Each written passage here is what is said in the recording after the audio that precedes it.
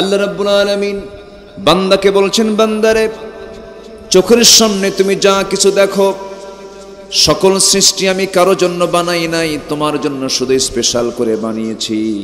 হুয়াল্লাযী খালাকা লাকুম মা ফিল আরদি জামিআ, তিনি সেই মহান সত্তা যিনি আসমান জমিনের ভিতরে যা কিছু আছে সব তোমার জন্য বানিয়ে দিয়েছেন।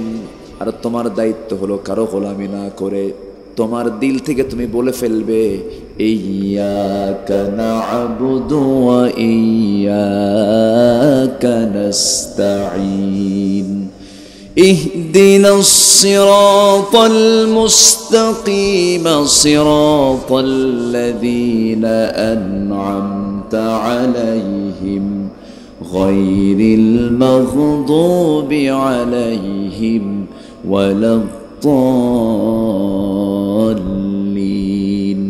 তোমার ইবাদত করি, তোমার কাছে সাহায্য চাই। সূরা ফাতিহার মধ্যে এই দোয়াটা প্রত্যেক নামাজে আছে না নাই?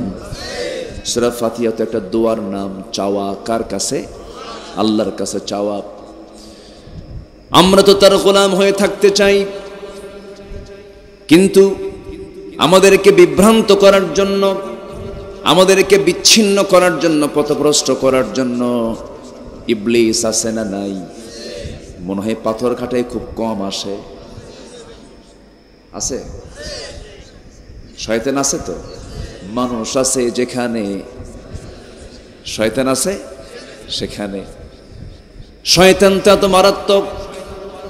মূসা আলাইহিস সালাম একদিন সামনে জিব্রাইলকে নিয়ে তিনি দাঁড়ায় আছেন, এমন সময় ইবলিস সামনে দাঁড়ায় আছে।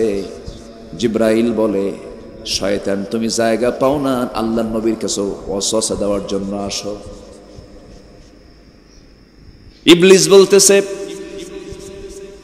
এই তো মূসা দুনিয়াতে আছে, প্রথম যে মানুষ আদমকে আমি জান্নাতের মধ্যে গিয়ে ধোঁকা দিয়েছি তো দুনিয়ায়।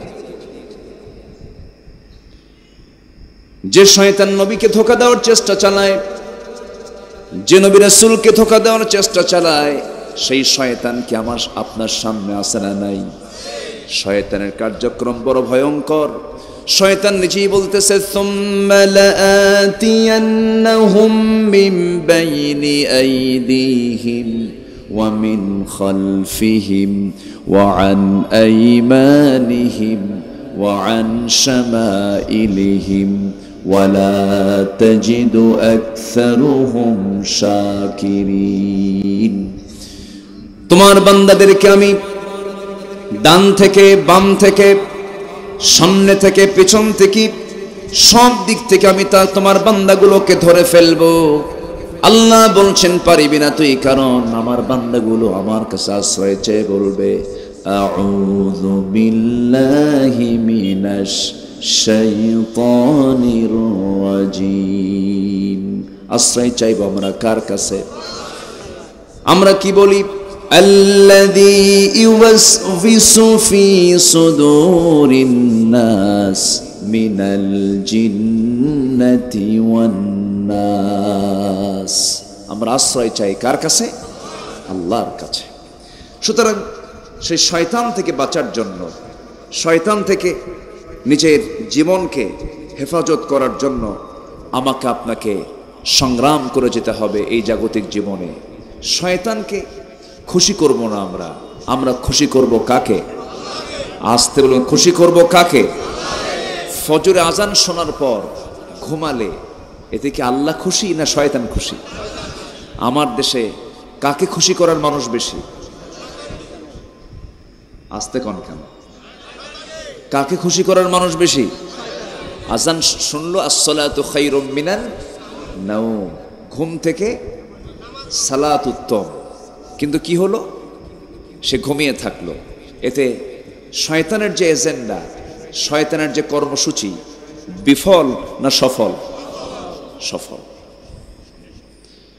আমার বন্ধুগণ, যারা নামাজ পড়ে না তারা আবার বলে, হুজুর নামাজ না পরিমাণ তোমার পাকা আছে। এটা বড় শয়তান। আমার বন্ধুগণ, কিন্তু যদি কোরআনকে প্রশ্ন করেন, কোরআন তুমি বলো তো বান্দা যে সমস্ত কারণে জাহান্নামে চলে যাবে, জাহান্নামে যাবার কারণগুলো কি কি? আল্লাহ রাব্বুল আলামিন এক নাম্বার কারণ, অন্য কোনো কারণ উল্লেখ করেন নাই। এক নাম্বার কারণটা হলো সূরা মুদ্দাসসির, যারা পারেন সঙ্গে পড়েন। আনিল মুজরিমিনা মা সালাকাকুম ফি সাকার ক্বালু লাম নাকু মিনাল মুসাল্লিন ولم نكن نطعم المسكين وكنا نخوض مع الخائضين وكنا نكذب بيوم الدين حتى أتانا اليقين جنبون الله أكبر জাহান্নামীরা আজকে তোমরা জাহান্নামে কেন? জাহান্নামীরা বলবে দুনিয়ার জিন্দেগিতে আমরা 4টা কাজ করে আসি নাই, এর মধ্যে 1 নম্বর অপকর্ম হলো আজান শুনেছি, কানে নিয়েছি, আজানগুলো শুনতেও মজা পেতাম, আজান শুনতাম, কিন্তু আজান শোনার পরেও নামাজে যাই নাই, এই জন্য আজকে আমরা জাহান্নামে। কয় নাম্বার কারণ? আসতে বলবেন না, কয় নাম্বার কারণ? যে সমাজে নামাজের কর্মসূচি নাই, যে দলে নামাজের কর্মসূচি নাই, যে নেতৃত্বে নামাজের কর্মসূচি নাই, যে মুসলিম সমাজে নামাজের আহ্বান করা হয় না, সেই সমাজে মুসলমান থাকতে পারে না। মুসলমান সেই নেতৃত্বকে কখনো রিসিভ করতে পারে না। জাহান্নামে যাওয়ার কারণ যেখানে থাকবে, সেখানে আমি কেন থাকব? আমার আপনার দায়িত্ব হলো পৃথিবীতে কার গোলামি করে যাওয়া? আসতে বলবে না, কার গোলামি করে যাওয়া? পাপ করা না পাপ ছাড়া? পাপ গ্রহণ করা না পাপ ছেড়ে দেওয়া? ছেড়ে দেওয়া। তাহাজ্জুদ কিছু বাদ গেলে, নফল নামাজ কিছু বাদ গেলে আমার আপনার খুব বেশি কিছু হবে না, কিন্তু যদি পাপী হয়ে যায়, আমার কি ক্ষতি? কম ক্ষতি না বড় ক্ষতি? বড় ধরনের ক্ষতি হয়ে যায়। সম্মানিত ভাইয়েরা, আমি আলোচনার সূচনায় কোরআনে কারীমের গুরুত্বপূর্ণ একটি সূরা, সূরাতুশ শুরা থেকে, 42 নম্বর সূরা থেকে আমি 2-3টা আয়াতে কারিমা তেলাওয়াত করেছি। আমি 2-3টা আয়াতকে সামনে রেখে কিছু কথা বলতে চাচ্ছি। আমাকে সময় দেওয়া যাবে তো? কারো কোনো আপত্তি নেই তো? বলি আলহামদুলিল্লাহ। আসতে দেখি এক জায়গায় মাছের খাল। আচ্ছা, খাল কি গোশতের হয়? মাছেরই তো। তো বললাম যে মাছের খালটার নাম দিল কে? মাছের খাল তো, খালে তো মাছই থাকে। জি, খুব সুন্দর দিয়ে আসলাম, খুব সুন্দর পরিবেশ আপনাদের, অনেক গাছগাছালি দিয়ে সুন্দর একটি জনপদ। তো আমি সেখান থেকে কথা বলতে চাচ্ছি যেখান থেকে আমি তেলাওয়াত দিয়ে শুরু করেছি। এই পৃথিবীতে আমাদের সবচেয়ে বড় চ্যালেঞ্জ হলো আমরা যারা ঈমান এনেছি। ঈমান এনেছি তো নাকি? আমরা ঈমান এনেছি তো? কারো কোনো সমস্যা নাই তো? কিন্তু ঈমানদার হওয়া যায় না। আমার দেশে কিন্তু অনেক লোকের নামও আছে ঈমান আলী, কিন্তু নামাজ পড়ে না। নাম হলো রমজান আলী, রমজান মাসে জন্ম নিছে, বাপ মা শখ করে রমজানের নাম রাখছে, দুপুরবেলা ভাত খায় রমজান মাসে। তাহলে কি নাম থুয়ে লাভ আছে? নাম দিয়ে কোনো কাজ হবে না। আব্দুর রহিমের ছেলে আব্দুল করিম, এই পরিচয় দিয়ে বান্দা কখনো জান্নাত পাবে না। বান্দা যদি জান্নাত পেতে চায়, বান্দার ভিতরে ঈমান থাকতে হবে। ঈমানটা কি পরিমাণ থাকতে হবে? আল্লাহ তাআলা ঈমান এর কিছু মিনিমাম কিছু দিক বিভিন্ন জায়গায় তুলে ধরেছেন, এক জায়গায় বলছেন, যারা পারেন ঠোঁট মিলিয়ে বলুন, আমানার রাসূলু বিমা উনজিলা ইলাইহি মির রাব্বিহি ওয়াল মুমিনুনা কুল্লুন আমানা বিল্লাহি ওয়া মালাইকাতিহি ওয়া কুতুবিহি ওয়া রুসুলিহি لا نفرق بين أحد من رسله وقالوا سمعنا وأطعنا غفرانك ربنا وإليك المصير جربنا الله أكبر الله كمان لم رسول كمان لم رسول كمان لم কিতাব কে মানলাম না, কিতাবকে মানলাম, আখিরাতকে মানলাম না, আবার আখিরাতকে মানলাম, তাকদীরকে বিশ্বাস করলাম না। ইমান থাকবে না। ইমান তেমন একটি জিনিসের নাম, কোথাও কোনো গ্যাপ রাখলেই তার ইমানটা নষ্ট হয়ে যায়। গোটা কোরআনের ভিতরে একটা শব্দ যদি কোনো বান্দা অস্বীকার করে ফেলে, একটা হরফও যদি কোনো বান্দা অস্বীকার করে, তার কি ইমান থাকবে নাকি? ইমান থাকবে না। আমার বন্ধুগণের জন্য ইমানটা খুব সেন্সিটিভ একটি বিষয়, গুরুত্বপূর্ণ একটা বিষয়। আল্লাহ তাআলা যত হুকুম করেছেন সমস্ত হুকুমকে মেনে নেওয়ার নাম হচ্ছে ইমান, গ্রহণ করে নেওয়ার নাম হলো ইমান। আমার ভাইয়েরা, ইমানের বিশাল ব্যাপক বিস্তৃত একটা আলোচনা আছে। তবে হ্যাঁ, ইমানটা তখনই যত্নশীল হয়ে যাবে, ইমান তখনই যত্নের মধ্যে থেকে যাবে যে বান্দা ইমানকে শিরিক মুক্ত রাখবে, কুফর মুক্ত রাখবে, বেদাত মুক্ত রাখবে, সে বান্দার ইমানটা ফ্রেশ থেকে যাবে। আল্লাহ তাআলা এক জায়গায় বলছেন, ওয়াল্লাযীনা আমানু ওয়া লাম ইয়ালবিসু ঈমানাহুম বিযুলমিন উলাইকা লাহুমুল আমনু ওয়া হুম মুহতাদুন। ঈমান যারা আনবে, সেই ঈমানকে যারা জুলুমের দ্বারা, শিরকের দ্বারা আচ্ছাদন করবেন, ঈমানকে যারা ফ্রেশ রাখবে, যারা জুলুম মুক্ত রাখবে, আল্লাহ বলছেন ওই সমস্ত বান্দা নিরাপত্তায় থেকে যাবে, ওই সমস্ত বান্দা হেদায়েত প্রাপ্ত বান্দা, আমি তাদেরকে মাফ করে দেব। জোরে বলি সুবহানাল্লাহ। আমাদের সবার আগে কিসের যত্ন নেওয়া দরকার? কিসের যত্ন? ইমানের যত্ন আগে সবার আগে নিতে হবে, কারণ ইমান হচ্ছে সবচেয়ে বড় সম্পদ। দুনিয়ার সমস্ত সম্পদ হলো ক্ষণস্থায়ী, আর ইমান হলো চিরস্থায়ী সম্পদ। এই সম্পদ দিয়ে দুনিয়াও কাজে লাগবে, আখিরাতেও কাজে লেগে যাবে। ইমান টানবো, দুনিয়াতে শান্তিতে থাকতে পারবো। ইমান আপনি আনবেন না, শান্তি পাবেন না। ইসলামটা মানবেন না, শান্তি পাবেন না। কে বলেছে টাকার ভিতরে শান্তি? কে বলেছে নতুন সুন্দর চেহারা হলেই সে সুখী মানুষ? কে বলেছে? টাকাই যদি সকল শান্তির মূল হতো, গোটা দুনিয়ার সবচেয়ে ধনী মানুষের নামটা হলো বিল গেটস, আমেরিকার বিল গেটস। তার বউ শেষ বয়সে নাই, চলে গেছে।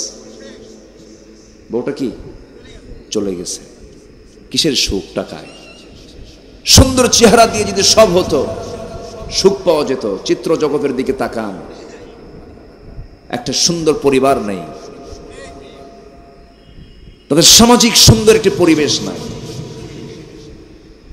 ঈমান আনব, ইসলামটা মানব, সকল শান্তির মধ্যে লুকানো আছে। আমার বন্ধুগণ, যে আল্লাহ তাআলা আমাকে আপনাকে বানিয়েছেন, সে আল্লাহর হুকুমগুলো আমরা মানব সবার আগে। জোরে বলি ইনশাআল্লাহ, আরো জোরে বলি ইনশাআল্লাহ। এখন মানবো কেমনে? সেই মানার ভিতরে আল্লাহ রাব্বুল আলামিন সূরা সূরার মধ্যে বলছেন, বান্দা শোনো, তুমি যদি গুনাহগুলোকে ছেড়ে দাও, এটাই মানা। তাহাজ্জুদ পড়লো, সুদ খায়, কাম হবে? আসতে বলে। আমি আবার ভুল করলাম না তো সুদের কথা বলে রাগ করতেছেন নাকি আপনারা? এলাকায় সুদ নাই তো? না আছে, সুদ আছে না? আমি এটা বাদ দিয়ে দেব? বলবো কিছু বলবো? রাগ করতেছেন না তো? হয়তো মাহফিলে এসে অনেকে এরকম ভাবতে পারেন, হুজুর শেষ পর্যন্ত আমার সুদের কারবারটা বন্ধ করে দিয়ে যাবেন।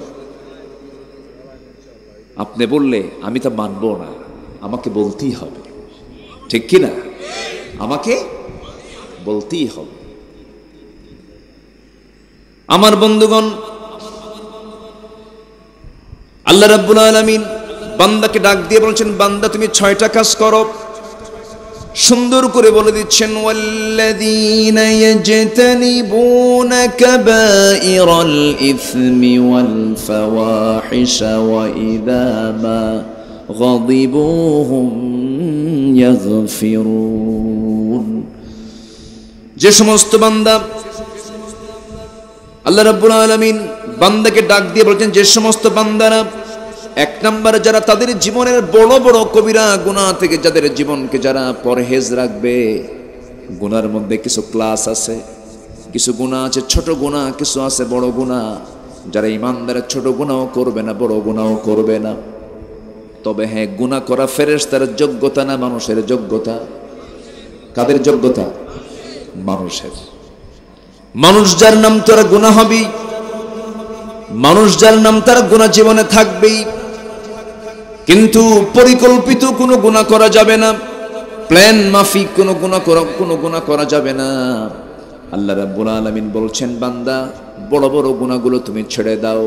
আল্লাহ তাআলা আয়াতের অনুকূল আরেকটা জায়গায় বলছেন, ইন তাজতানিবু কাবাইরা মা তুনহাউনা আনহু নুকাফির আনকুম সাইয়্যাতিকুম ওয়া নুদখিলকুম মুদখালান কারীমা। জোরে বলুন আল্লাহু আকবার। বান্দা তুমি যদি জীবনের বড় বড় গুনাহগুলোকে যদি ছেড়ে দাও, ছোট ছোট যে গুনাহগুলো তোমার জীবনে হয়েছে আমি আল্লাহ সেই দিকে তাকাবই না। জোরে বলি সুবহানাল্লাহ। সেই সমস্ত বড় বড় গুনাহগুলো যদি ছেড়ে দাও, ছোটখাটো সমস্ত গুনাহগুলো আমি আল্লাহ মাফ করে আমি তোমাকে সম্মানজনক জান্নাত আমি তোমাকে দিয়ে দেব। জোরে বলি সুবহানাল্লাহ। আর তুমি যদি পাপ করো তাহলে কি হবে? بلى من كسب سيئة وأحاطت به خطيئته أولئك أصحاب النار هم فيها خالدون। তুমি যদি পাপ করো, পাপ তোমাকে ঘেরাও করে ফেলবে, পাপ তোমাকে অ্যাটাক করে ফেলবে। পাপ করলে সে বান্দা কখনো সুখী হতে পারে না। বিড়ি খেলে পরে ঠোঁট কি হয়? কালো হয়ে যায়। মদ খেলে চোখ কি হয়? লাল হয়ে যায়, লিভারটা পচে যায়। পাপ করবেন, পাপ আপনাকে ঘেরাও করে ফেলবে। অবৈধ যৌনাচার কেউ করবে, তাকে নতুন নতুন রোগে আক্রান্ত করবে। এই গোটা পৃথিবীতে এখন জেনার পরিমাণ কম না বেশি? জেনার পরিমাণ কমছে না বাড়ছে? পাপের পরিমাণ কমেছে না বেড়েছে? গজবের পরিমাণও কম না বেশি? কয়েকদিন আগে ভূমিকম্প হয়ে গেছে, জানেন তো নাকি? হয়ে গেছে। এগুলো কার সংকেত? আসতে বলবেন না, কার সংকেত? আল্লাহর সংকেত। এই সংকেতগুলো কেন দেওয়া হয়? ভূমিকম্প কেন হয়? কোরআন এবং হাদিসকে সামনে রেখে যদি জবাবটা নিতে চান, এর মধ্যে এক নাম্বার কারণ হলো সমাজে যখন পাপটা বেড়ে যায়, বাদ্যযন্ত্র বেড়ে যাবে, বেহায়াপনা বেড়ে যাবে, জুলুমের পরিমাণ বেড়ে যাবে। এগুলো তো আজকের দুনিয়াতে নাই। আসতে কবে না, আসে না নাই? এই জন্য আমার আপনার জীবনের সবচেয়ে বড় চ্যালেঞ্জ হলো, বড় কোনো কবিরা গুনার দিকে যাওয়া যাবে না। কিছু নফল নামাজ বাদ পড়ে গেছে, নফল রোজা বাদ পড়ে গেছে, কিছু জিকির আজগার বাদ পড়ে গেছে, এটা বড় ক্ষতি নয়। সবচেয়ে বড় ক্ষতি হলো যে ব্যক্তি জীবনে বড় বড় কবিরা গুনাহগুলো করে ফেলেছে। কোনো কবিরা গুনার দিকে আমরা যাব না। জোরে বলি ইনশাআল্লাহ। আরো জোরে বলি ইনশাআল্লাহ। আমার বন্ধুগণ, আমার নবীজি বলছেন, আলা উনাব্বিউকুম বিআকবারিল কাবাইর, আমি কি তোমাদেরকে বড় বড় কিছু কবিরা গুনার কথা বলবো নাকি? সাহাবায়ে কেরাম বললেন, ইয়া রাসূলুল্লাহ আপনি বলুন। রাসূল তিনটা কবিরা গুনার কথা ওই হাদিসের মধ্যে বলেছেন। শতাধিক কবিরা গুনাহ আছে। আমার একটা আলোচনা আছে, অনেক লম্বা আলোচনা। আমি কি তোমাদেরকে বড় বড় কবিরা গুনার কথা বলবো নাকি? সাহাবায়ে কেরাম বললেন, হে রাসূল আপনি বলুন। রাসূল তিনটা কবিরা গুনার কথা এখানে হাদিসে উল্লেখ করেছেন। নাম্বার 1 হলো আল ইশরাকু বিল্লাহ, আল্লাহর সঙ্গে শিরিক করা। নাম্বার 2 হলো উকুকুল ওয়ালিদাইন, পিতামাতার সঙ্গে খারাপ আচরণ করা, নাফরমানি করা, বদ আচরণ করা। নাম্বার 3 হলো কাউলুজ জুর, বেহুদা কথা মুখ থেকে বের করে ফেলা। নাম্বার 1 হলো শিরিক করা। কার সাথে? আসতে বলবেন না, কার সাথে? এর চাইতে বড় গুনাহ আর নাই দুনিয়াতে বড়। নাম্বার 2 হলো পিতামাতার সঙ্গে নাফরমানি করা। নাম্বার 3 হলো বেহুদা কথা মুখ থেকে বের করা। এই দুনিয়াতে একজন মানুষ যার জীবনে একটা বাজে কথা মুখ থেকে কখনো বের হয় নাই, কৌতুক করেও যিনি কোনোদিন একটা মিথ্যা কথা বলেন নাই, তিনি কে? মুহাম্মদ সাল্লাল্লাহু আলাইহি ওয়াসাল্লাম। আমরা তার উম্মত। আমাদের মধ্যে সেই গুণগুলো নিয়ে আসা দরকার, সেই চারিত্রিক গুণগুলো নিয়ে আসা দরকার। হাসরের ময়দানে বান্দার আমলনামা ওজন হবে। বান্দার আমলনামা কি হবে? ওজন হবে। যারা পারেন ঠোঁট মিলিয়ে বলুন فأما من ثقلت موازينه فهو في عيشة راضية وأما من خفت موازينه فأمه هاوية وما أدراك ما هي نار حامية যার আমলনামা ভারী হয়ে যাবে সে জান্নাতে চলে যাবে। এই আমলনামাগুলো ভারী হওয়ার জন্য সবচেয়ে বড় নেক আমল হলো উন্নত চরিত্র, সুন্দর চরিত্র। উন্নত চরিত্র হবে থাকবে যার, তার ওজনটা ভারী হয়ে যাবে। নামাজ পড়লাম, রোজা রাখলাম, হজ করলাম, যাকাত দিলাম, কিন্তু ওজনে কম দিলাম, মিথ্যা কথা বললাম, বান্দার হক নষ্ট করলাম, বনের সম্পত্তি মেরে খেলাম। বনের সম্পত্তি মেরে খাওয়া ভাই তো এলাকায় নাই, আছে? আমি তো শুধু পেঁচ লাগাই দিচ্ছি নাকি? কিছুক্ষণ আগে সুদের কথা বললাম, এখন আবার সম্পত্তির দিকে চলে গেলাম। কষ্ট মনে করা যাবে না। একটু কান লাগান, মনোযোগ দিয়ে শুনুন। এই দুনিয়াতে বান্দা যত অপরাধ করবে, যদি কোনো বান্দা আল্লাহর হক নষ্ট করে ফেলে আল্লাহ তাকে মাফ করতে পারেন, কিন্তু বান্দা যদি বান্দার হক নষ্ট করে যায় আল্লাহ তাকে মাফ করবেন না। অনেকে লক্ষ লক্ষ টাকা খরচ করে হজে যান, বনের সম্পত্তি মেরে খান, ইতিমের সম্পত্তি মেরে খান, বোনকে সম্পদ বুঝায় দেয় না। 12 বছর আগে বাপ মারা গেছে, 12 বছর ধরে বোনটা ভাইয়ের বাড়ি আসে, যাওয়া আসা করে, কিন্তু লজ্জায় মুখটা খুলতে পারে না।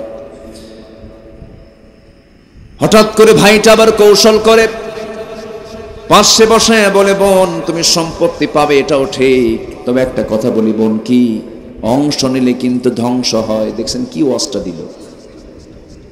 এরকম বদমাইশ আছে না নাই? আছে না নাই?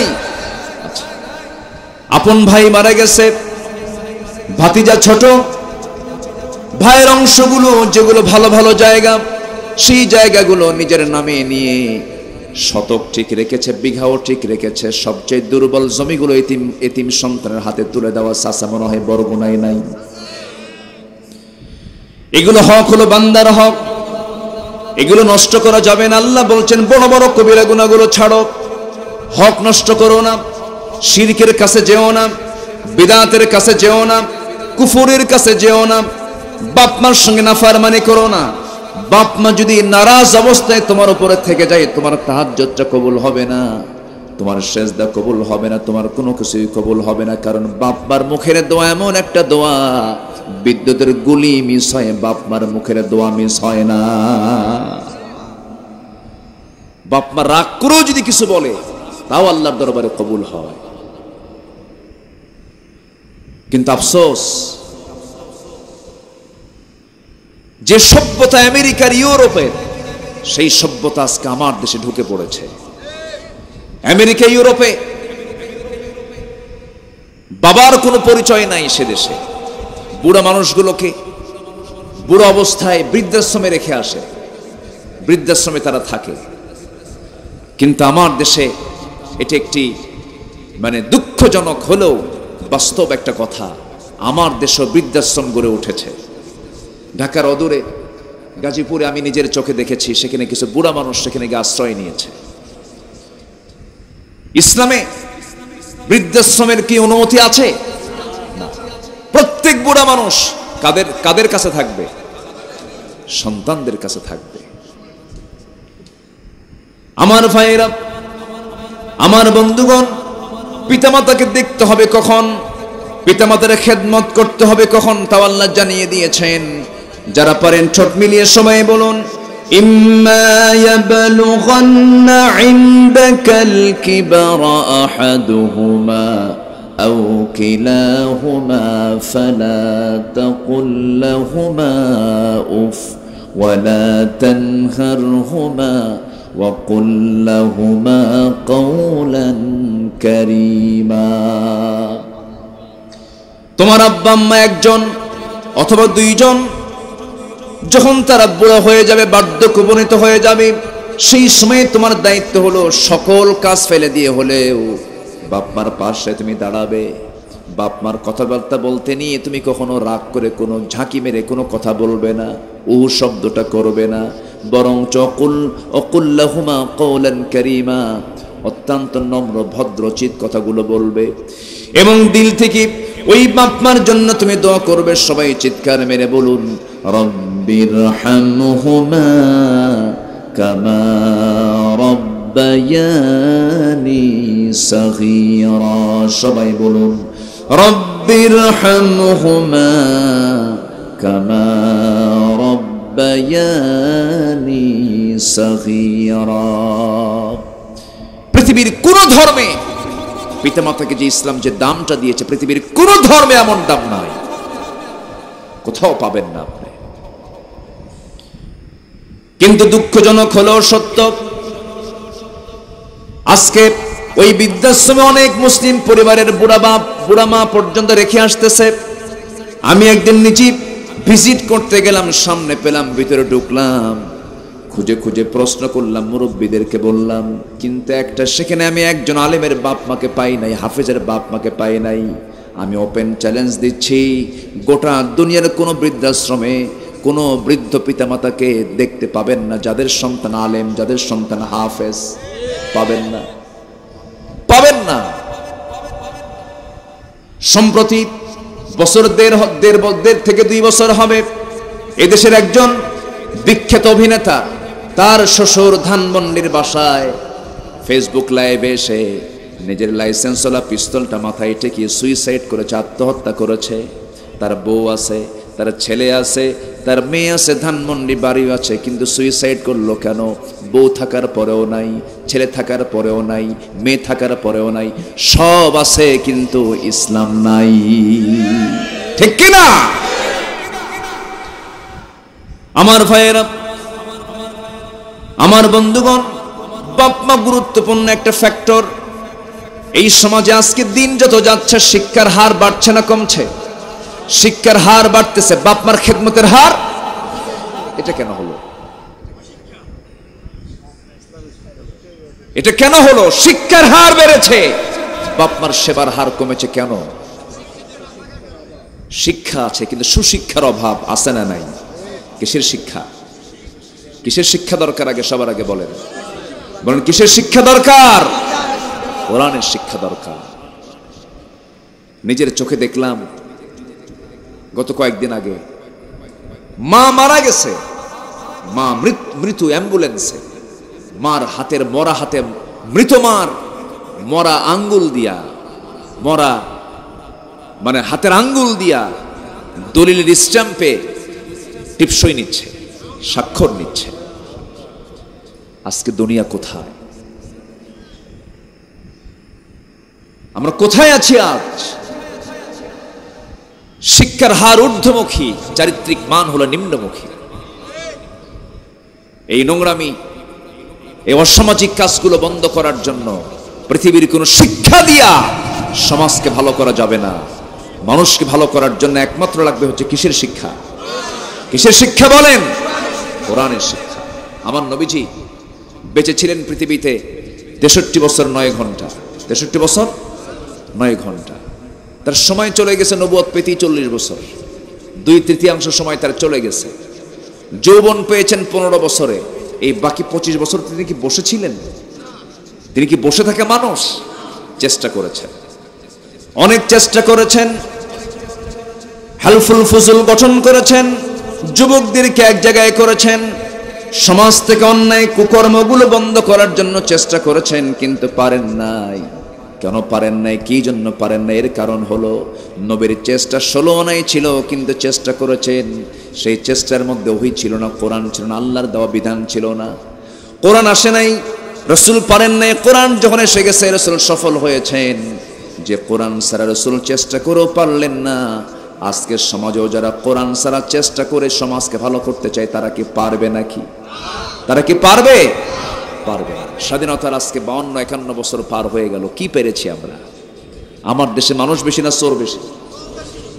ভালো করে খান, আমরা তো ভালো হতে পারিনি।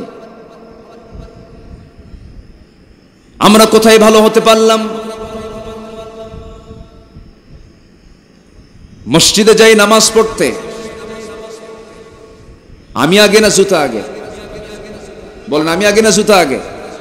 জুতা আগে। 2017 সাল আমি হজে যাব, বাইতুল মুকাররমের নিচ থেকে এক জোড়া জুতা নিলাম নতুন। তো মসজিদের ভিতরে উঠে জুতা রাখবো কোথায়? পিছনে রেখে সামনে নামাজ পড়লাম।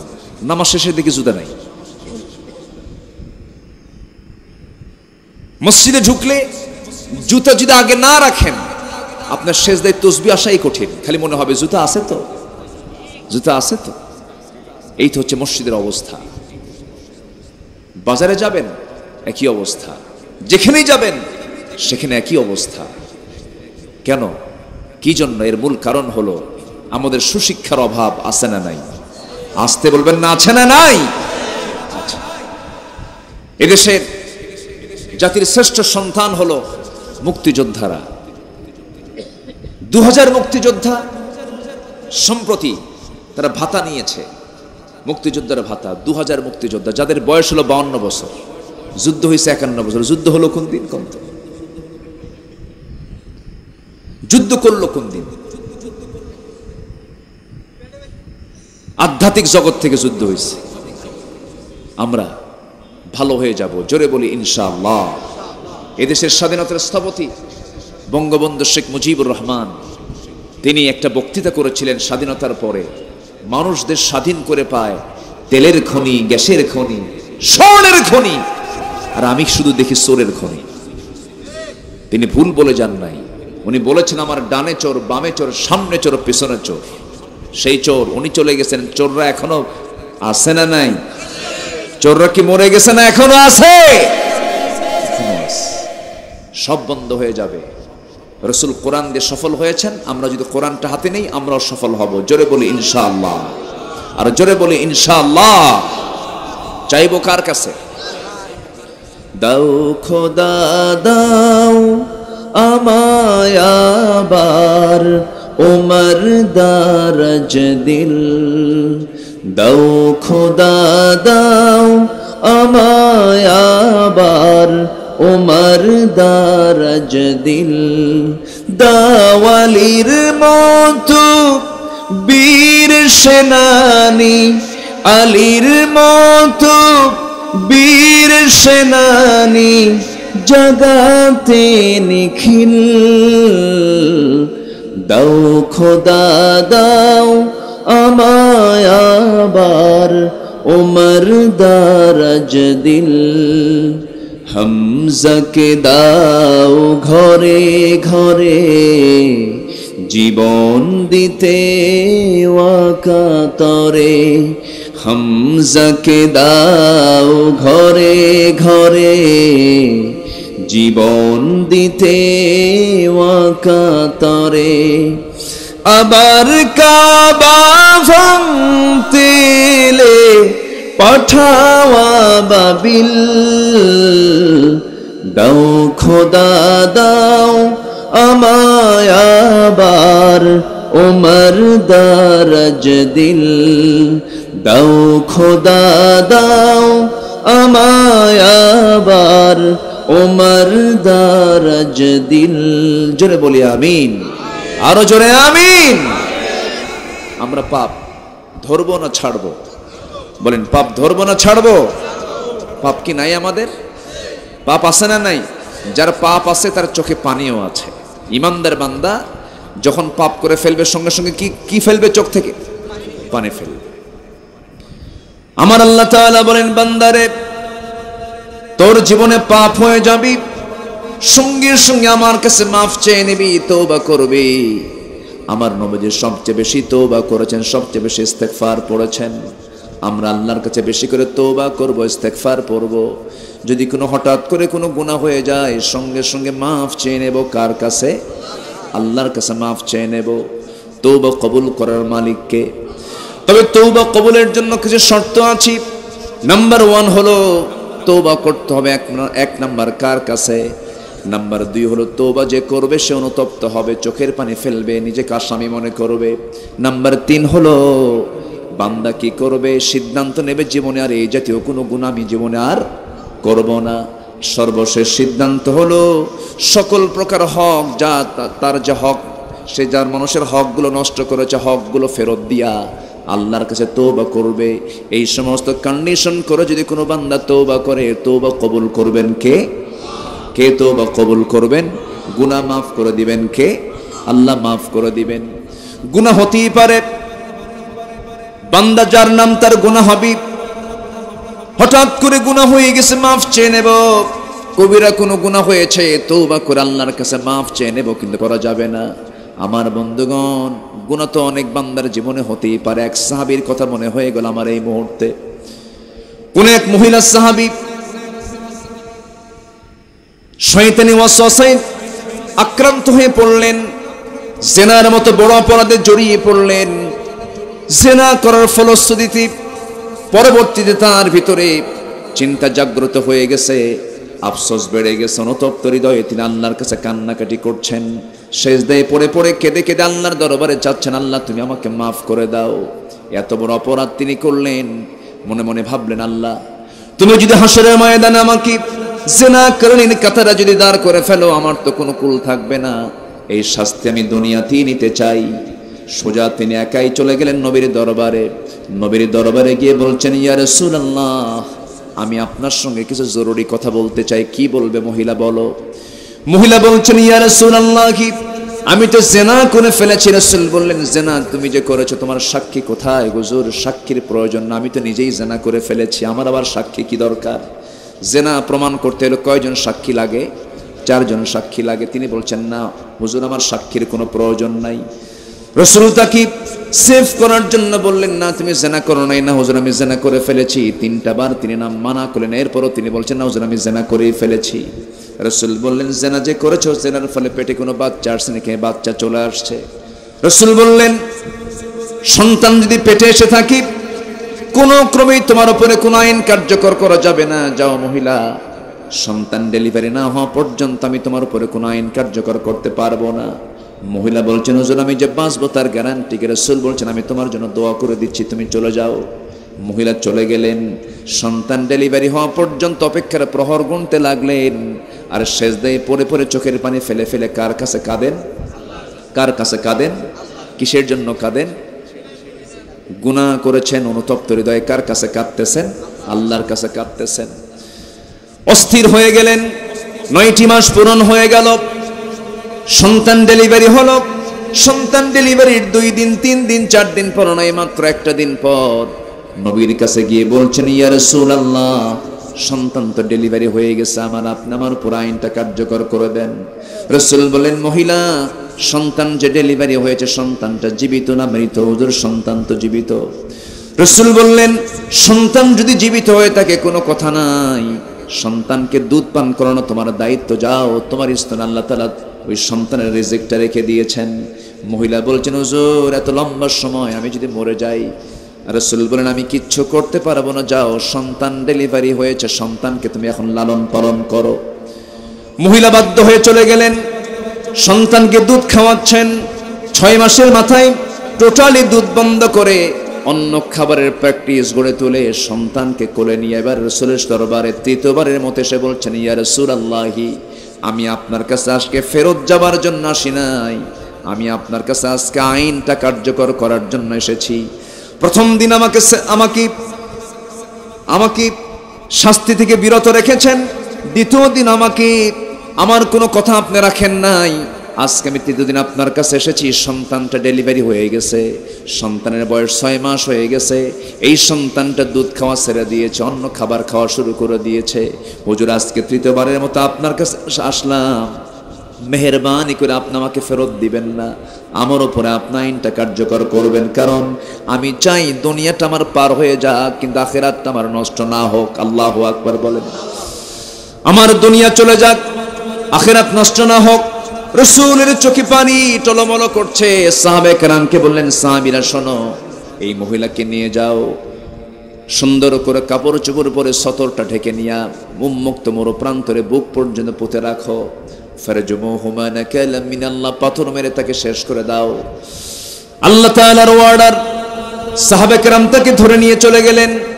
আমার নবীজি অপেক্ষার প্রহর গুনতে লাগলেন। সাহাবীরা তাকে পাথর যখন মারছিলেন, এমন সময় সাইয়েদনা আলী নবীর কাছে সে বলছেন, ইয়া রাসূলুল্লাহি, ওই মহিলাকে লক্ষ্য করে যখন আমি আলী যখন পাথর মারতেছিলাম, ওই মহিলার শরীর থেকে ছিটকে এসে আমার কয়েক ফোঁটা রক্ত আমার হাতে এসে লাগলো, নাপাক রক্ত আমার গায়ে এসে লাগলো। আমার নবীজি তৎক্ষণাৎ জবাব দিয়ে বলছেন, আলী, কার রক্তকে নাপাক রক্ত বলো? কার রক্তকে তুমি নাপাক রক্ত বলছো, অবৈধ রক্ত বলছো? কে বলেছে নাপাক রক্ত? ওই মহিলার রক্ত জমিনে পৌঁছার পূর্বে, জমিনে যাওয়ার পূর্বে, জমিনে নামার পূর্বে আল্লাহ তাআলা তাকে আর শাজিমের মেহমান বানায় নিয়েছেন। জোরে বলুন সুবহানাল্লাহ। আমার ভাইয়েরা, রাসূল বলছেন, আলী, যা বলেছো বলেছো, আর বলতে যেও না। জানাজার আয়োজন করো।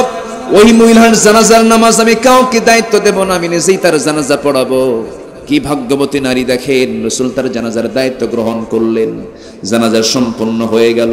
জানাজা সম্পন্ন হওয়ার পর আমার নবীজি সাহাবে কেরামকে লক্ষ্য করে বলতেন, সাহাবীরা, যে মহিলার জানাজা কিছুক্ষণ আগে হয়ে গেল, এই মহিলার জীবনে যে পরিমাণ তওবা করেছে, যে পরিমাণ চোখের পানি ফেলেছে, এই মহিলার তওবা যদি মদিনার ৭০ জন গুনাহগারদের মাঝে যদি বন্টন করে দেওয়া হতো, আল্লাহ রাব্বুল আলামিন প্রত্যেকের গুনাহগুলো মাফ করে প্রত্যেককে আল্লাহ তাআলা জান্নাত দিয়ে দিতেন। আমার ভাইরা, গুনাহ হয়ে যাবে, কিন্তু মাফ চাবো কার কাছে? আসতে বলবেন না, মাফ চাবো কার কাছে? পাপ হবে আমার, মাফ হবে, মাফ করবেন কে? আল্লাহ তাআলা। কিন্তু পরিকল্পিত ইচ্ছা করে কোনো গুনাহ করা যাবে? কোনো গুনাহ করা যাবে? ইমানদারদের জীবনে সবচেয়ে বড় চ্যালেঞ্জ হলো গুনাহমুক্ত থাকা, পাপ মুক্ত থাকা। জিকির আজগার যদি একটু কম হয় তাতে সমস্যা নাই, কিন্তু কোনো ক্রমে কোনো কবিরা গুনার কাছে যাওয়া যাবে না। আল্লাহ রাব্বুল আলামিন এরপরে বলছেন, والذين يجتنبون كبائر الإثم والفواحش وإذا ما غضبوا هم يغفرون। নাম্বার 2 হলো সমস্ত রাগ থেকে, ক্রোধ থেকে নিজেকে বিরত রাখা। ইমানদার কখনো মেজাজের ভারসাম্যহীন হতে পারে না। ইমানদার কখনো রূঢ় মেজাজের হতে পারে না। ইমানদার কখনো বদমেজাজি হতে পারে না। এই পৃথিবীর সেরা মানুষ মুহাম্মদ সাল্লাল্লাহু আলাইহি ওয়াসাল্লাম, তার শানে আল্লাহ তাআলা বলছেন, ফাবিমা রাহমাতিন মিনাল্লাহি লিনতা লাহুম ওয়ালাউ কুনতা ফাযযান গালিযাল কলবি লানফাদ্দু মিন হাওলিক فاعف عنهم واستغفر لهم وشاورهم في الأمر فإذا عزمت فتوكل على الله إن الله يحب المتوكلين। জোরে বলুন আল্লাহু আকবার। আমি কি আলোচনা চালাবো না শেষ করে দেব? তো দুই একজন করে যে ওঠে, বসেন, আবার আসবেন তো? কষ্ট পাচ্ছেন আপনারা? বলি আলহামদুলিল্লাহ। আমি খুবই আনন্দিত যে আপনারা ধৈর্য সহকারে বসে আছেন। আমি খুব বেশি আর সময় নেব না, তবে যে আয়াতগুলো আমি ধরেছি, এই আয়াতের একটা ফিনিশিং আমি দেব। জোরে বলি ইনশাআল্লাহ। আপনাকে থাকতে হবে। মাহফিলে বসে যদি মজা না পাওয়া যায়, কোরআন তেলাওয়াত শুনে যদি তৃপ্তি না আসে হৃদয়ে, সেজদা দিয়ে যদি মজা না পাওয়া যায়, তাহলে ভাবতে হবে নফসের ভিতরে বড় ধরনের মরিচা জমা হয়েছে। ঠিক কিনা বলেন? শয়তান আসর করে। এই জন্য আমরা এই বিষয়গুলোকে খেয়াল করার চেষ্টা করব, থাকবো শেষ পর্যন্ত। আমরা জোরে বলি ইনশাআল্লাহ, জোরে বলি ইনশাআল্লাহ। তাহলে 1 নম্বর শিখলাম আমরা, পাপকে আমরা ছেড়ে দেব। রাজি আছি তো ইনশাআল্লাহ? পাপ ছাড়লে খুশি হন কে? আর পাপ করলে খুশি হয় কে? শয়তান। আমরা পাপ ধরবো না, পাপ ছাড়বো, ছেড়ে দেব। কোন পাপের দিকে আমরা যাব না। নাম্বার 2 হলো রাগকে নিয়ন্ত্রণ করব। মানুষকে মাফ করে দেওয়ার ভিতরে মজা বেশি। আপনি প্রতিশোধ নেবেন, ক্ষণিকের মজা পাবেন, আর একজনকে মাফ করে দিবেন, আপনি সারা জীবনের আনন্দ, একটা এর তৃপ্তি আছে না নাই বলেন? আচ্ছা, আমরা মাফ করব না, প্রতিশোধ নেব, মাফ করব। আল্লাহ রাব্বুল আলামিন বলছেন, الذين ينفقون في السراء والضراء والكاظمين الغيظ ওয়াল আফিনা আনিন নাস ওয়াল্লাহু ইউহিব্বুল মুহসিনিন। ওই সমস্ত বান্দাগুলো আল্লাহর পছন্দের বান্দা যারা প্রকাশ্যে যারা দান করে আল্লাহর পথে, ক্রোধকে সংবরণ করে, রাগকে সংবরণ করে, মানুষকে মাফ করে দেয়। আল্লাহ তাআলা এই সমস্ত বান্দাদেরকে দারুণ ভালোবাসেন। রাগ যত বেশি হবে রাগ যার বেশি হবে তার ঈমানটা হুমকির সম্মুখীন হয়ে যাবে। দেখবেন স্বামী স্ত্রীর মধ্যে রাগারাগি হয় কি হয় না? তালাক দিতে কইছে আল্লাহ তাআলা 3টা, তালাক মারে 100টা। এরকম আছে না? প্রায় আমাদের ফোনে, মোবাইলে ফোন আসে, প্রায় এই প্রশ্নটা আমাদেরকে করা হয়, হুজুর বউরে তো তালাক দিছে রাগ কইরা। আচ্ছা, কেউ কি মোহাব্বত করে বউকে তালাক দেয়? হ্যাঁ, আচ্ছা, তালাক কি মোহাব্বতের কোনো জিনিস? হুজুর তালাক দিয়ে ফেলছে, কি কেমন করে তালাক দিছেন? হুজুর আমি 1 থেকে 100 পর্যন্ত গুনছি, গুনে তালাক দিছি। কি কইছেন? হুজুর তালাক তো দিছি বউরে, সাথে শ্বশুরের শুদ্ধ তালাক দিছি। যেরকম নাউজুবিল্লাহ। তালাক দিয়া পরে আমাদের কাছে এসে বলে, হুজুর কাম তো সারছে হুজুর, বউ ছাড়া তো বাঁচবো না, বউ আমাকে খুব ভালোবাসে, ছেলে মেয়ে আছে, এখন কি করা যায় হুজুর? রাগের মাথায় তালাক দিলে কি তালাক হয়? এই প্রশ্ন করে ফেলে।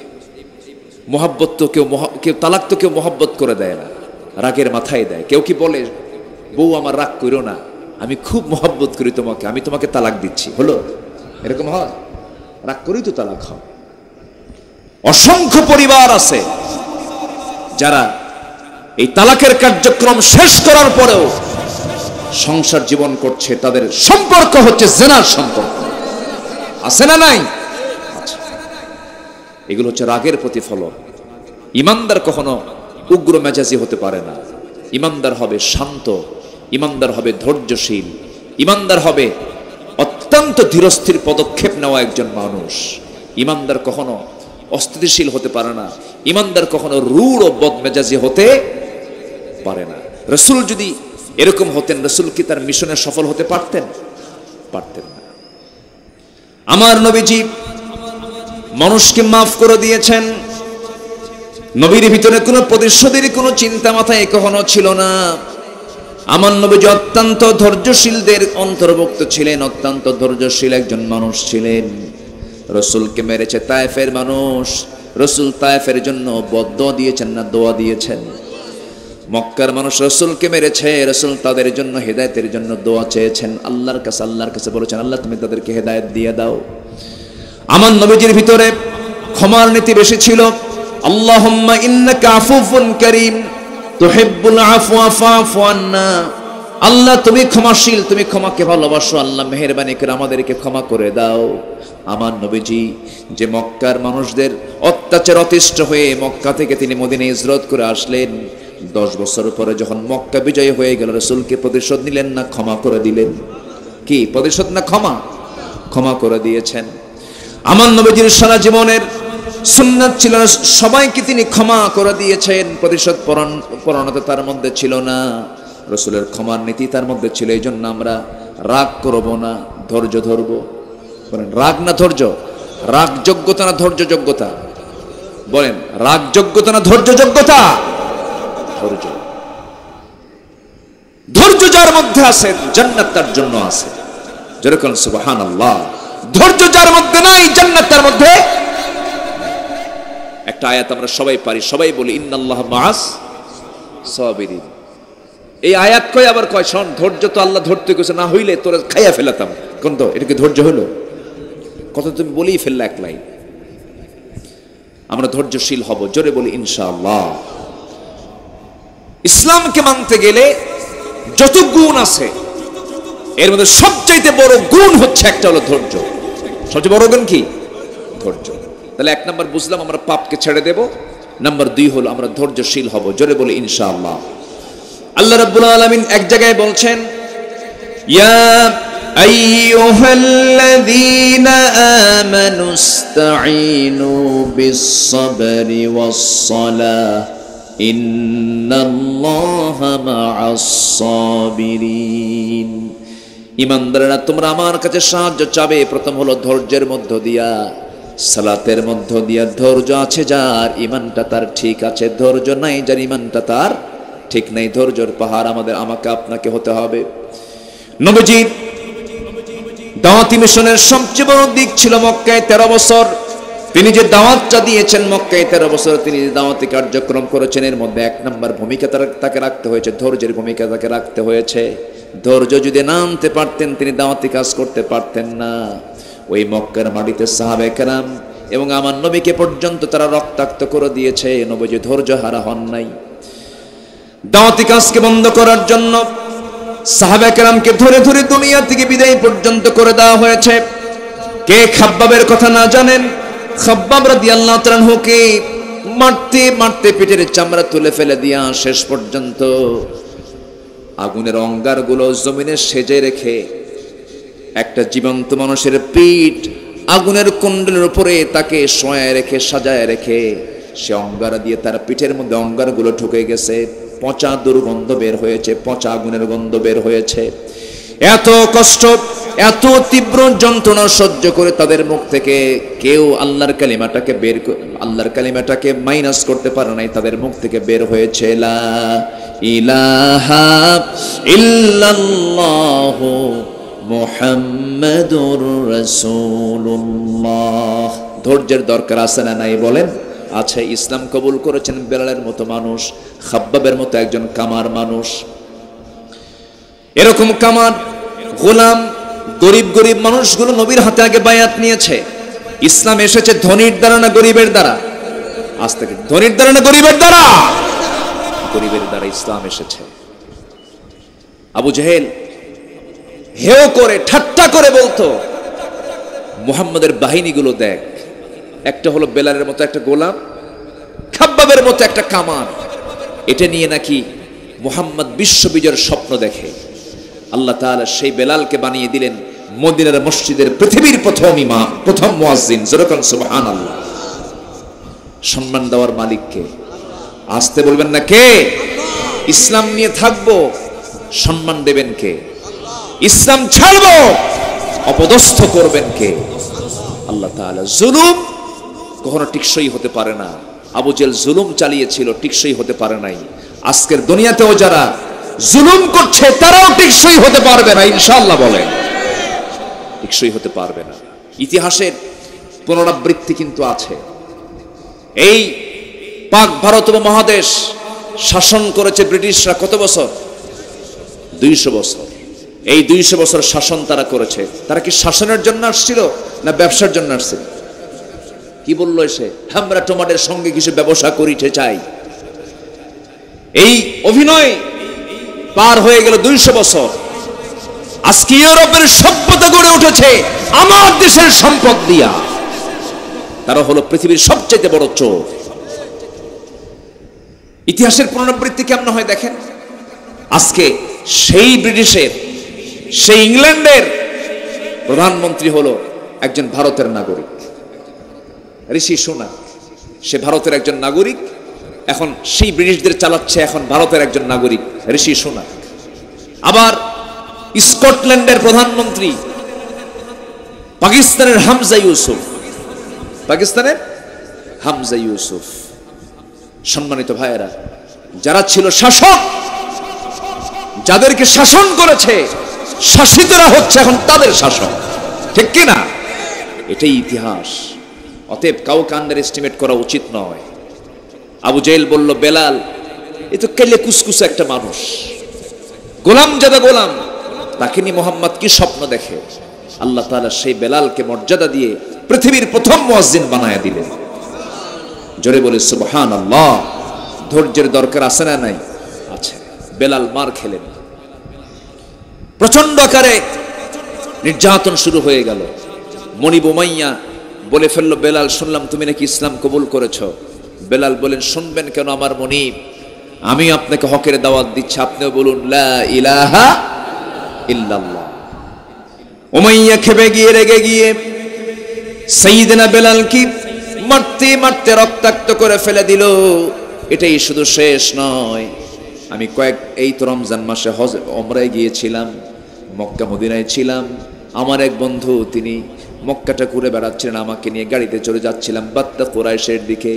একটা ফাঁকা জায়গা দেখলাম, ওই বন্ধু আমাকে বলছে, বন্ধু এই যে ফাঁকা জায়গাটা তুমি দেখতেছো, চতুর্দিকে বিল্ডিং, এই জায়গায় ফাঁকা জায়গা।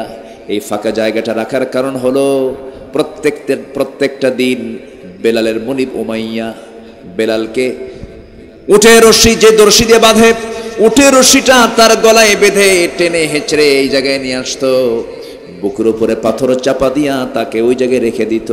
ওই জায়গার সামনে যখন দাঁড়ালাম, চোখের পানি আমি আটকাতে পারি নাই। সাইয়েদনা বেলালকে সেই জায়গায় ধরে রেখে বুকের উপরে পাথর চাপা দিয়ে রাখতো আর বলতো, বেলাল ইসলাম ছাড়বি কিনা বল। এক পর্যায়ে একদিন বুকের উপর থেকে পাথর সরায়া দিয়ে উমাইয়া করলো কি, দৌড় মেরে সে তার বুকের উপরে বসে এবার বলছে, বেলাল রে আজকে তোকে মেরেই ফেলবো। বেলালের মুখ থেকে যখন বারবার সূরা ইখলাস যখন বের হচ্ছিল, কুল হুয়াল্লাহু আহাদ আল্লাহুস সামাদ লাম ইয়ালিদ ওয়া লাম ইউলাদ ওয়া লাম ইয়াকুল লাহু কুফুয়ান আহাদ, এই আয়াতটা যখন বারবার বলছিলেন, এই সূরাটা যখন বারবার বলছিলেন, উমাইয়া করলো কি, বাম হাত তার মুখের মধ্যে ঢুকায় দিয়েছে। বাম হাত মুখের মধ্যে ঢুকায় দিয়া টান মেরে জিহ্বা বের করে বাবলা গাছের কাঁটা জিহ্বার মধ্যে ঢুকায় দিয়ে বলছে, জিহ্বা বন্ধ করলাম, তুই আল্লাহর জিকির করবি কেমনে বেলাল। ধৈর্যের পরিচয় দিয়ে বেলাল সেই সময় নখটা উঁচু করে বলছো, মাইয়া তুমি আমার জিহ্বা অচল করে দিয়েছো বটে, কিন্তু আমার দিলের মধ্যে আমি আমার আল্লাহর নামটা অঙ্কন করে নিয়েছি। জোরে বলি সুবহানাল্লাহ। আমার ভাইরা, ধৈর্যের পরীক্ষা দিতে হবে আমাকে আপনাকে, ধৈর্যশীল হতে হবে। ধৈর্য সব জায়গায় ধৈর্যের দরকার। নামাজ পড়তে মন চায় না, নামাজ পড়ছে ধৈর্য। ফজর উঠতে মন চায় না, উঠতেছে ধৈর্য। রাগ উঠছে, আমি তাকে মারবো, আমি মারছি না, আমার ধৈর্য। এরপরে পরিবার চালাতে নিয়ে, ব্যবসা চালাতে নিয়ে সব জায়গায় ধৈর্যের দরকার আছে না নাই? সন্তান লালন পালনে ধৈর্যের দরকার আছে না নাই? স্বামী স্ত্রীর মধ্যে গন্ডগোল লাগে না, ধৈর্যের দরকার আছে না নাই? স্বামী স্ত্রীর মধ্যে দ্বন্দ্ব লাগলে পরে, স্বামী স্ত্রীর মধ্যে কোনো গন্ডগোল হলে সবচেয়ে বেশি ধৈর্যের পরিচয় দেবে কে? বউ না স্বামী? অনেকে চুপ করে আছে, হুজুর কিচ্ছু কব না। হ্যাঁ বলেন, আর রিজালু কাওয়ামুনা আলান নিসা, নারীদের পরিচালক হবে পুরুষ। এই জন্য ধৈর্যের পরিচয় দিতে হবে পরিচালককে আগে, পরিচালকের ধৈর্যের পরিচয় দিতে হবে। আমার নবীজি শুধু রসুল ছিলেন না, তিনি একজন স্বামীও ছিলেন। আলহামদুলিল্লাহ বলেন। ধৈর্য কাকে বলে? তার স্ত্রীকে একজন ছিল না, একাধিক ছিল? একাধিক ছিল। 4 স্ত্রী এসে একদিন একসঙ্গে বলতেছে, হুজুর আমরা 4 জন স্ত্রী আপনাকে একটা জিজ্ঞাসা করতে চাই। কি? আপনি সত্যি করে বলেন তো, আপনি আমাদের এই 4 জনের মধ্যে আপনি কাকে সবচেয়ে বেশি ভালোবাসেন? বলেন তো, প্রশ্নটা কি সহজ না জটিল? একজনের নাম বললে আরো খবর আছে না নাই? বলেন তো, খবর আছে। রাসূল বললেন, তোমরা আমাকে যে প্রশ্ন করেছো, এই প্রশ্নের জবাব আমি আজকে দেব না, আগামীকালকে সকালে দেব ইনশাআল্লাহ। আগামীকালকে সকালে আমি তোমাদেরকে জানাই দেব। যাও। 4 জনকে 4 জনের ঘরে পৌঁছায় দিলেন। আমার নবীজি দেখেন কি সুন্দর তার ভিতরে পরিচালনার ক্ষমতা ছিল, কি ধৈর্য তার মধ্যে ছিল। তিনি বললেন কি, যাও আমি জবাব দিয়ে দিচ্ছি, আমি কালকে জবাব দিয়ে দেব। সন্ধ্যা হয়ে গেছে, অন্ধকার যখন হয়ে গেছে, মোটা 8টা খেজুর হাতের মধ্যে নিলেন, 2টা করে খেজুর প্যাকেট করে নিয়ে আমার নবীজি প্রথমে আয়েশার ঘরে গিয়ে বলছেন, আয়েশা আমি তোমাকে খুব ভালোবাসি, তোমার ঘরে আসলাম, আমি তোমাকে 2টা খেজুর দিয়ে গেলাম, বড় বড় 2টা খেজুর দিয়ে গেলাম, আর তোমাকে বলে যাচ্ছে আমি তোমাকে দারুণ ভালোবাসি, কিন্তু এই মোহাব্বতের কথা যেন অন্য কোনো বইয়ের কানে না যায়। দ্বিতীয় স্ত্রীর ঘরে গিয়ে এই কথাই বললেন, তৃতীয় স্ত্রীর ঘরে গিয়া কি কথা বললেন, চতুর্থ স্ত্রীর ঘরে গিয়া কি কথা বললেন। চলে আসলেন পরের দিন সকালবেলা, বুক পুরো আশা নিয়ে 4 জন স্ত্রী তার সামনে আসছে। এবার বলছে, হুজুর আপনি বলুন তো, সত্যি করে আমাদের মধ্যে আপনি কাকে সবচেয়ে বেশি ভালোবাসেন? রাসূল মুস্কি হাসি মেরে বলছেন, ও আমার স্ত্রীরা, আমি তাকে সবচেয়ে বেশি ভালোবাসি যাকে আমি গত রাত্রিতে লুকোচুরি করে 2টা খেজুর দিয়ে আসছি। যা, যেরকম সুবহানাল্লাহ। বিশ্ব নবী আমার নবীজি সব জায়গায় ফিট ছিলেন, সব জায়গায় তিনি ব্যালেন্স, ভারসাম্য বজায় রেখেছেন। ধৈর্যের পরিচয় সব জায়গায় দিতে হবে। মসজিদেও ধৈর্যের দরকার আছে না নাই? আসতে বলবেন না, আছে না নাই? কিছু কিছু মুসল্লিকে ইমামকে দিয়ে শুধু জ্বালায়, আছে না?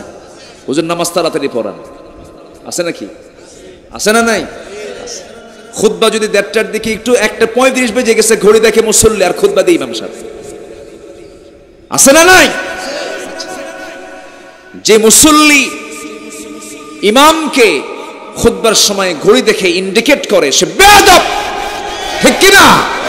সে কি বেয়াদব। আমার নবীজি সব শিক্ষা দিয়েছেন, সব শিক্ষা, সব শিক্ষার মধ্যে ধৈর্য আছে না নাই? আচ্ছা, মসজিদে কিছু ছোট ছোট বাচ্চারা মসজিদে গেলে কিছু কিছু বুড়া চাচা আছে চোখ এরকম বড় বানায়, কি বলবো, কথা বলবো? বুড়া চাচা মসজিদে বসে থাকে, ছোট ছোট বাচ্চারা মসজিদে গেলেই চোখ এরকম বড় বানায়। মসজিদে শিশুরা যাবে কি যাবে না? আসতে বলবেন না, যাবে কি যাবে না? এরকম চোখ বড় বানায়, শিশুরা তো থরথর করে কাঁপে। ছোটবেলায় আমার একটা কথা বলি, তা আমি মাঝে মাঝে মসজিদে যেতাম, এক বুড়া চাচা ছিল, সে আমার দেখলে লাঠি দেখাতো, খালি লাঠি এরকম আপ ডাউন করত।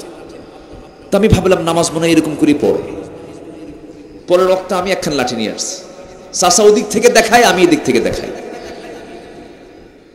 সম্মানিত ভাইয়েরা, সব জায়গায় ধৈর্যের দরকার আছে না নাই বলেন তো? আছে। আমার নবীজি শিশুদের নিয়ে নামাজ পড়েছেন, সুবহানাল্লাহ সুবহানাল্লাহ। মসজিদে নববীর ভিতরে আমার নবীজি সেজদায় চলে গেছেন। হুসাইন রাদিয়াল্লাহু তাআলা আনহু নবীর ঘাড়ে গিয়ে বসছে। কোথায় গিয়ে বসছে?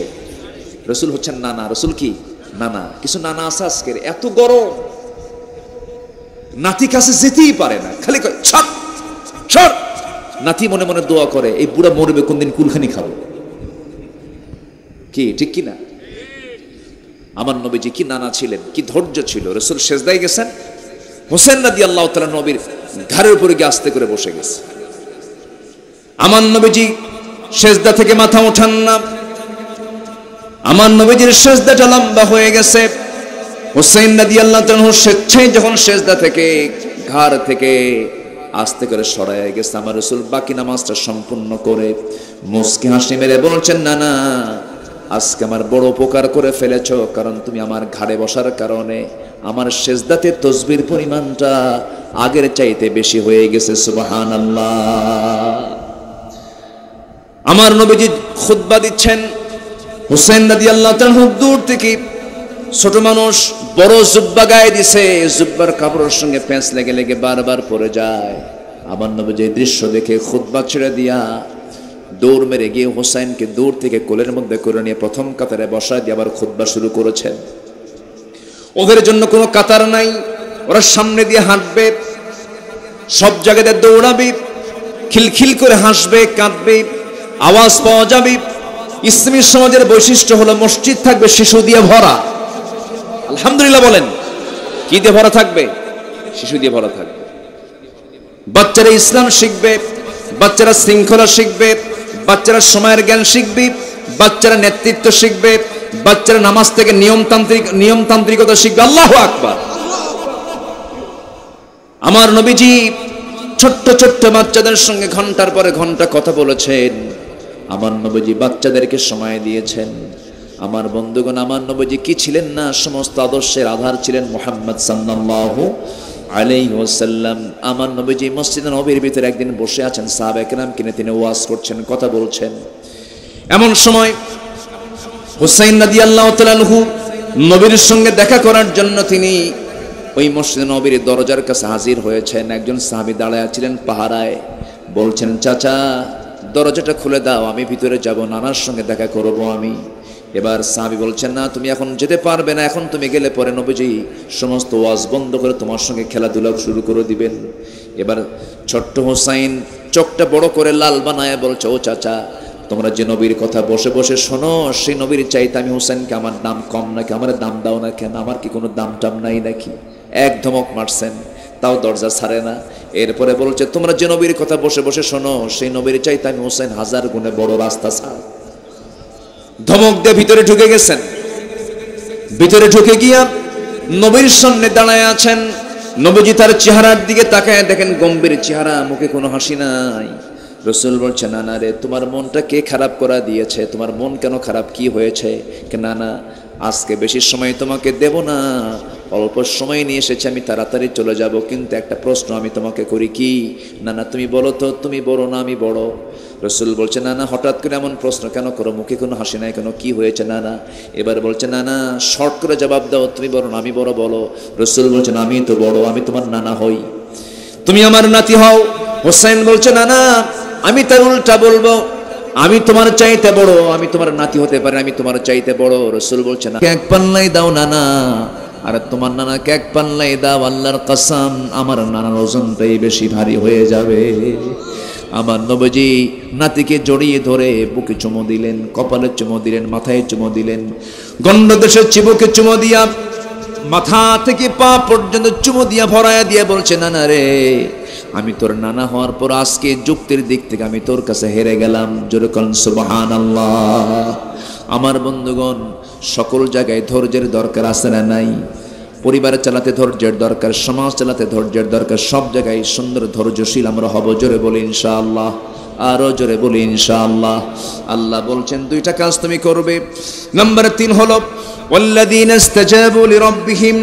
নাম্বার 3 হলো যারা আল্লাহর ডাকে সাড়া দেবে। কার ডাকে বলেন? আল্লাহর ডাকে সাড়া দেবে। আল্লাহ যে হুকুমগুলো দিয়েছেন সেই হুকুমগুলো যারা ফলো করবে। নামাজ কয় ওয়াক্ত? আসতে বলবেন না, কয় ওয়াক্ত নামাজ? মাহফিল করলাম, অনুষ্ঠান করলাম, এমনও কমিটি বহু আছে বাংলাদেশে যারা মাহফিল কমিটি মাহফিল করে কিন্তু নিজেরাই নামাজ পড়ে না। আসতে কবেন না, আছে না নাই? মাহফিল করতে হবে, নামাজও পড়তে হবে, নামাজ পড়বো আমরা কয় ওয়াক্ত? কার ডাকে সাড়া দেব? কার ডাকে বলেন? হাইয়া আলাস সালাহ, হাইয়া আলাল ফালাহ, কদ কামাতিস সালাহ, কদ কামাতিস সালাহ। কি সুন্দর করে আল্লাহ ডাকতেছে, বান্দা নামাজের দিকে আসো, কল্যাণের দিকে আসো। নামাজ কিন্তু দাঁড়ায় গেছে। যদি কোনো বান্দা আল্লাহর ডাকে সাড়া দিয়ে যদি নামাজে দাঁড়ায়, রুকু দেওয়ার সঙ্গে সঙ্গে তার সকল গুনাহগুলো মাফ হয়ে যায়। সেজদা দেওয়ার সঙ্গে সঙ্গে আল্লাহ তার জন্য জান্নাতটা ওয়াজিব বানায় দেন। যেরকম সুবহানাল্লাহ। নামাজ পড়তে সবাই কি রাজি আছেন?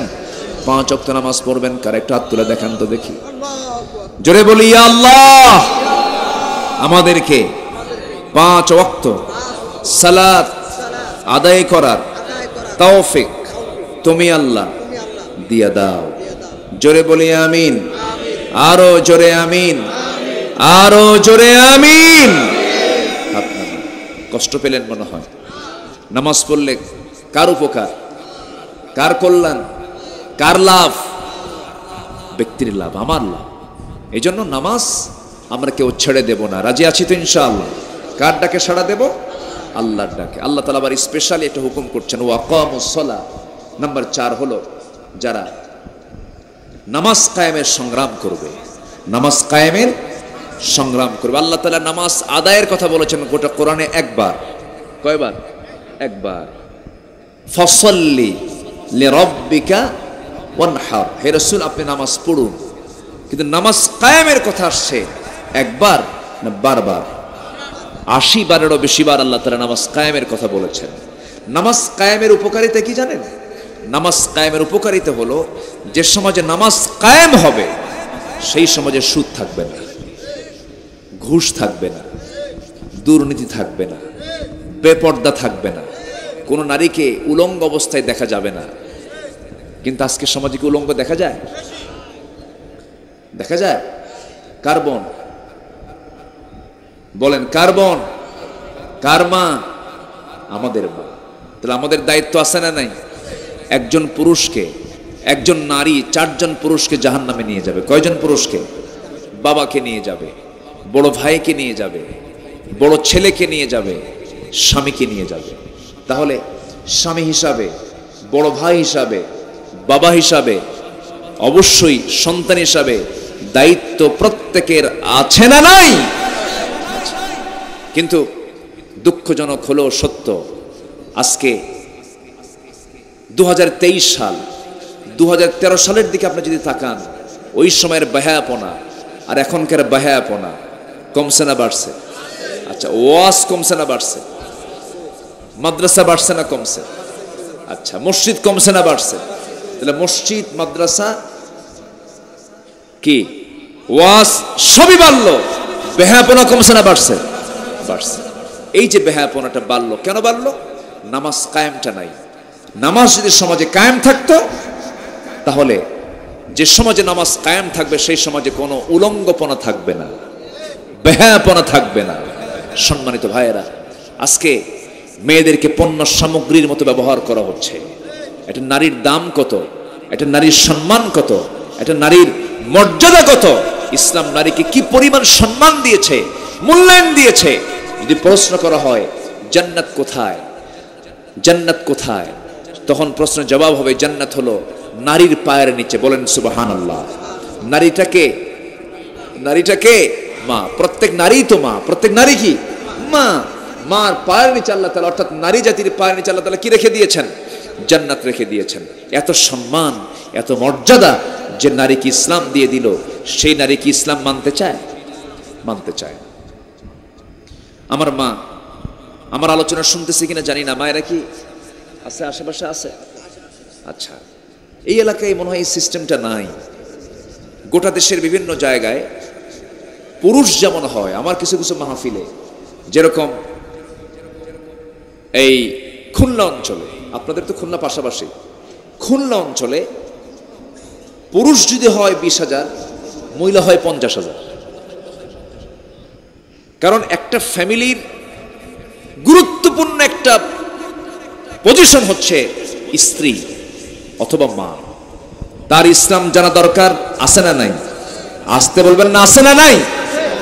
এই জন্য আমি বলবো, আগামীতে মাহফিল করলে আপনারা মেয়েদের জন্য, মেয়েরাও যেন আসতে পারে, মারা যেন আসতে পারে, তার জন্য একটা বসার জায়গা, আসলে একটা পরিবেশ না হলে কিন্তু শোনা যায় না। একটা পরিবেশ দিতে হয়, একটা পরিবেশ না দিলে কিন্তু শোনা যায় না। এই জন্য মাদের জন্য একটু সাইডে পর্দার নিয়মটা রক্ষা করে, আমার মনে হয় মেয়েদেরও দিন বোঝার জন্য একটা পরিবেশ করার দরকার। পুরুষের মতো আছে না নাই? আচ্ছা, দরকার আছে। মেয়েরা হজে যায় না? যায়। মাহফিলে যখন আসবে, বাস পুরুষ হাজবেন্ড তার সঙ্গে আসলো অথবা ভাই তার সঙ্গে চলে আসলো, মাহফিল শুনে দিনের কিছু আলোচনা তাদের সিনার ভিতরে থাকতে হবে। কারণ একটা সমাজকে সংশোধন করার জন্য অবশ্যই একটা আদর্শ মান দরকার আছে না নাই? এটা করবে না। আল্লাহ তুমি এলাকার মা বোনদেরকে দিন মেনে চলার তৌফিক তুমি আল্লাহ দিয়ে দাও। জোরে বলি আল্লাহুম্মা আমিন। তাহলে আমরা 1 নাম্বার শিখলাম হলো, পাপ ধরবো না, পাপ ছাড়বো, ছেড়ে দেব। পাপ হবে, মাফ চেয়ে নেবো কার কাছে, কিন্তু ইচ্ছা করে কোনো পাপ করা যাবে না। নাম্বার 2 হলো, রাগ করবো না ধৈর্য ধরবো? রাগ করবো না ধৈর্য ধরবো? রাগ শয়তান থেকে আসে, আর ধৈর্য ইমানদারের কাছ থেকে আসে। আলহামদুলিল্লাহ বলে। নাম্বার 3 হলো, কার ডাকে সাড়া দেব? আল্লাহর ডাকে সাড়া দেব। নাম্বার 4 হলো, নামাজ কায়েমের সংগ্রাম করব। জোরে বলি ইনশাআল্লাহ। আচ্ছা, নাম্বার 5, আমি আলোচনাকে আর লম্বা করতে চাচ্ছি না। নাম্বার 5 হলো, যে কোনো কাজ আমরা করব একা না পরামর্শ করে। এই সূরাটার নাম হলো সূরাতুশ শুরা। পরামর্শের ভিত্তিতে তোমরা সমস্ত কাজগুলো করবে, আমি আল্লাহ বরকত দিয়ে দেব। ওয়াশাবিরহুম ফিল আমর ফাইদা আযামতা ফাতাওয়াক্কাল আলাল্লাহ। এরপরে দান করব কার পথে? আমার দেশে এমন লোকও আছে যারা মাহফিলও দান করে, যাত্রাতেও দান করে। একই ব্যক্তি মাহফিল কমিটির সভাপতি, একই ব্যক্তি আবার যাত্রা কমিটির বিশাল বিদ্যুৎসাহী সভাপতি। এরকম আছে না নাই? আছে। এগুলো হওয়া যাবে না। আমরা যেটাই করব, ভালো কাজে না খারাপ কাজে? ভালো কাজে। আল্লাহ তুমি সবাইকে কবুল করে নাও। জোরে বলি আল্লাহুম্মা আমিন। আল্লাহ তুমি এই সমস্ত আয়াতের অনুকূলে আমাদের জীবনকে সাজানোর তৌফিক দিয়ে দাও। যারা যাচ্ছেন তাদের কি দোয়া লাগবে না? আমরা একসঙ্গে দোয়া করে যাই। অনেক রাত হয়েছে, আমি আরো আগে ওঠার কথা ছিল, কিন্তু একটু বিলম্ব হয়েছে। যতটুকুন হয়েছে আমরা বলে ফেলি আলহামদুলিল্লাহ। আজকে ঘড়িটা এত দ্রুত ঘুরলো, এত সময় কেমনে চলে গেল আমি নিজে তো বুঝলাম না। আপনারা আমাকে সহযোগিতা করেছেন বসে থেকে, বলি আলহামদুলিল্লাহ। আল্লাহ কবুল করুন।